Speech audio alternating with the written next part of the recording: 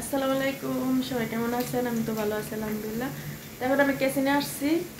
এই যে দেখেন, এখানে আমি তেল আর পেঁয়াজ ডালছি। তো আজকে একটা জিনিস দেখাবো আপনাদেরকে। এই যে আমার তেল আর পেঁয়াজটা হয়ে যেতেছে, এখন বাগার দেবো আমি। দেখেন,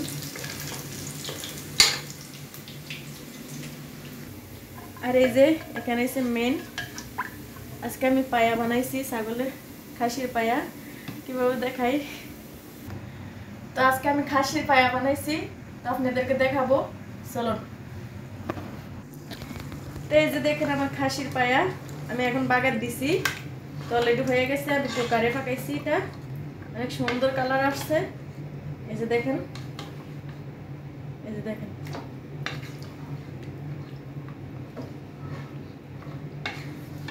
অনেক সুন্দর একটা কালারও আসছে। এখন আমি এটা বাগার দিয়ে দিছি।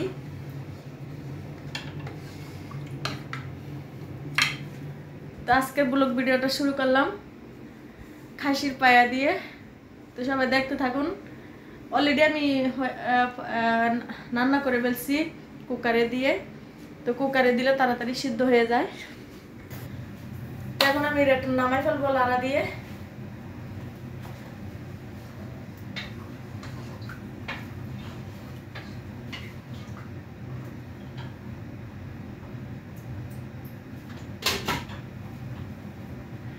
তো অনেকদিন পরে আমি ফাঁকাইছি খাসির পায়া।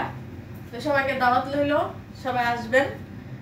আর আমার ইউটিউব চ্যানেলের ফ্যামিলি যারা আছেন সবাইকে অনেক অনেক ধন্যবাদ আমার মনের থেকে, যারা আমাকে সাপোর্ট করেন, আমাকে ভালোবাসেন।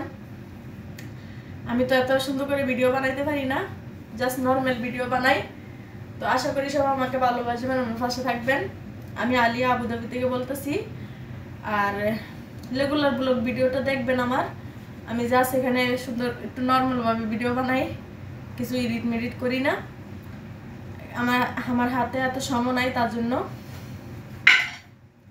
তো যতটুকু সময় পাই আমি এতটুকু সময়ের ভিতরে ভিডিও বানাই। তো সব ভালো থাকবেন। আর যে যেখান থেকে আমার ভিডিও দেখেন আমাকে কমেন্টে জানাবেন কে কোথা থেকে আমার ভিডিও দেখেন, আর আমার ভিডিও ভালো লাগে কিনা ওটাও জানাবেন। আমি আপনাদেরকে সবাইকে অনেক মনের থেকে ভালোবাসি। আপনারা আমার ইউটিউব চ্যানেলের ফ্যামিলি। তো কিছু ভুল হইলে আমাকে কমেন্টে বলবেন, তো আমি এটা শুধরে নেব। আর কি বলে, সব ভালো থাকবেন, যে যেখানে থাকেন না কেন ভালো থাকবেন, সুস্থ থাকেন। আরেকটা কথা কি জানেন, আরেকটা কথা হচ্ছে যে আপনার মানুষ বিরক্ত হয়ে গেলে আপনাকে যে কোনো একটা অজুহাত দিয়ে চলে যাবে। আপনি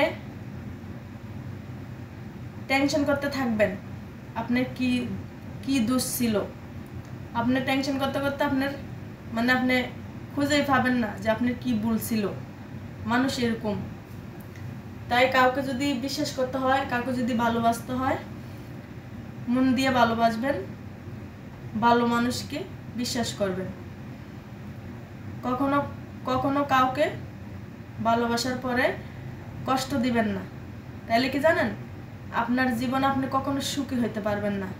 হয়তো আপনি বিয়ে করে নতুন সংসার করতে পারবেন, কিন্তু আপনার জীবনে কখনো সুখ আসবে না। তাই আপনার প্রিয় মানুষটাকে, ভালোবাসার মানুষটাকে কখনো কষ্ট দিবেন না।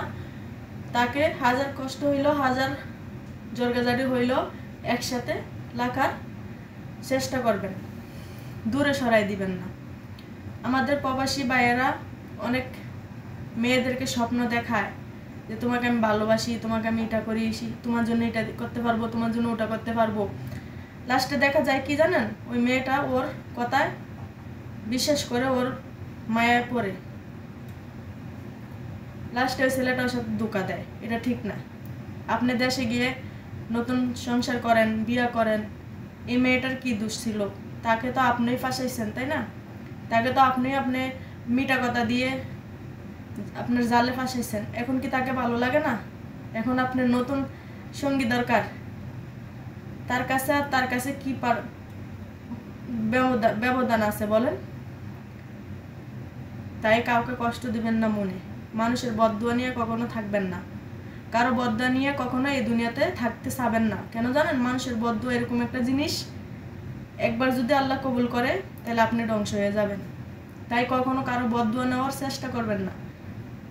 আল্লাহ বলছে যে আমার সাথে আমার কিছু মানে আল্লাহ বলছে আমি সব কিছু মাফ করে দিতে পারি, আমি চাইলে আমি সব কিছু মাফ করে দিতে পারি, আল্লাহ বলছে। কিন্তু একটা মানুষের মনে দুঃখ দিলে, কষ্ট দিলে, কারোর সাথে বেমানি করলে ওটা আল্লাহ কখনো মাফ করবে না। কেন আল্লাহ নিজেই বলছে যতক্ষণ ওই লোক আপনাকে মাফ না করবে।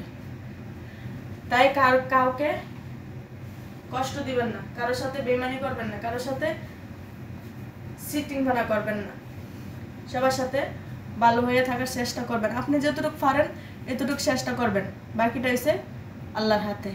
ঠিক আছে, সব ভালো থাকবেন। আজকে এই পর্যন্তই। তো অনেক কথা বলছি আপনাদেরকে, তো এখন আমার পায়রাও হয়ে গেছে, এখন আমি এটা নামাই ফেলবো। অনেক সুন্দর একটা কালার আসছে আর অনেক তেল উঠে গেছে। আমার অনেক দিন পর্যন্ত খাইতে ইচ্ছা করছে পায়া, তাই আমি ভাগ করছি। এই যে দেখেন ছাগলের পায়া।